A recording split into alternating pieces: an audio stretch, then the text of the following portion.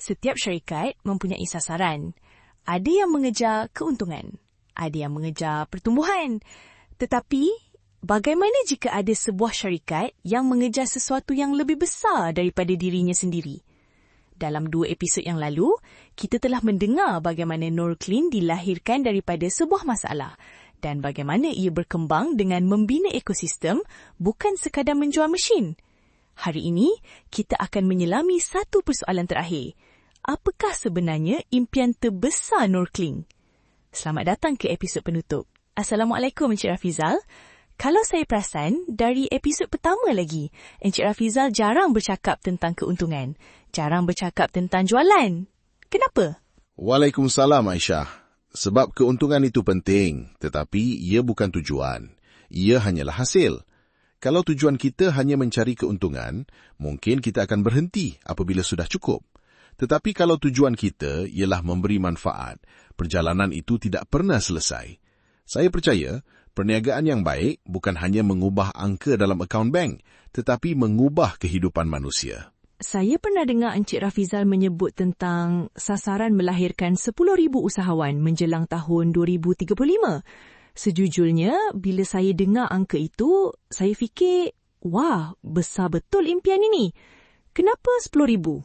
Sebenarnya, bukan angka itu yang penting. Yang penting ialah kesannya.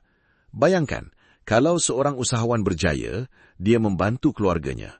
Kalau ada 100 usahawan, 100 keluarga berubah.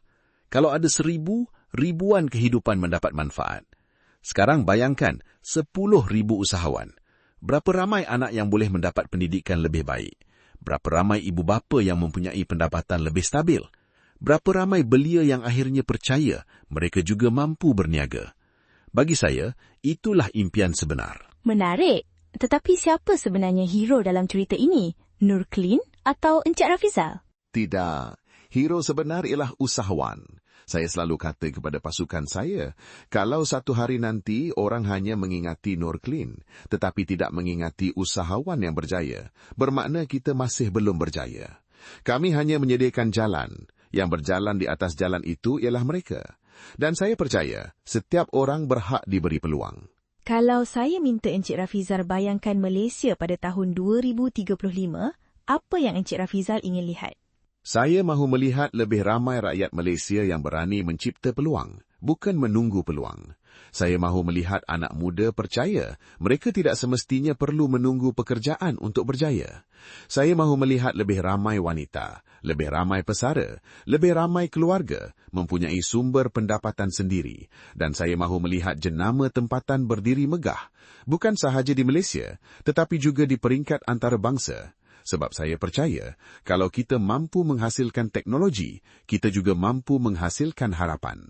Ramai anak muda mungkin sedang mendengar podcast ini. Ada yang masih belajar, ada yang baru bekerja, ada juga yang takut hendak memulakan sesuatu. Apa yang Encik Rafizal ingin katakan kepada mereka? Jangan tunggu sempurna. Saya sendiri tidak bermula dengan keadaan yang sempurna. Kalau kita tunggu semuanya lengkap, kita mungkin tidak akan bermula. Mulakan dengan ilmu. Mulakan dengan tindakan kecil, belajar setiap hari dan jangan takut gagal. Kerana kegagalan bukan penamat. Ia hanyalah sebahagian daripada proses menjadi lebih baik.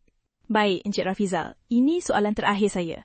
Kalau suatu hari nanti, anak-anak membaca kisah Norclean, apakah satu ayat yang Encik Rafizal mahu mereka ingat? Saya mahu mereka ingat bahawa Norclean bukan dibina kerana mahu menjadi syarikat paling besar, tetapi kerana mahu menjadi syarikat yang paling banyak memberi manfaat. Kalau suatu hari nanti orang berkata, disebabkan Norclean, saya berani memulakan perniagaan. Itulah hari yang saya anggap impian ini tercapai. Sepanjang 3 episod ini, kita bermula dengan satu persoalan. Mengapa Norclean dilahirkan? Kemudian, kita memahami mengapa Norclean memilih membina ekosistem dan hari ini kita mengetahui bahawa destinasi akhirnya bukan sekadar membina sebuah syarikat tetapi membina sebuah gerakan. Gerakan yang berjaya, kejayaan bukan apabila kita berjaya seorang diri tetapi apabila kita membawa lebih ramai orang berjaya bersama-sama. Perjalanan ini masih panjang. Visi 2035 bukan destinasi terakhir. Ia hanyalah satu penanda arah. Dan saya percaya, perjalanan yang hebat sentiasa bermula dengan satu langkah kecil. Mungkin langkah itu bermula hari ini. Terima kasih Encik Rafizal atas perkongsian yang begitu jujur dan penuh inspirasi. Dan terima kasih kepada semua pendengar yang bersama kami dari episod pertama hingga episod terakhir. Semoga kisah Nurclean bukan sekadar menjadi cerita tentang sebuah jenama, tetapi menjadi inspirasi bahawa setiap daripada kita mampu mencipta perubahan walau bermula dengan satu langkah yang kecil. Saya Aisyah, bagi pihak seluruh pasukan podcast Nurclean, kami mengucapkan terima kasih sehingga kita bertemu lagi dalam siri akan datang. Assalamualaikum warahmatullahi wabarakatuh dan salam kejayaan.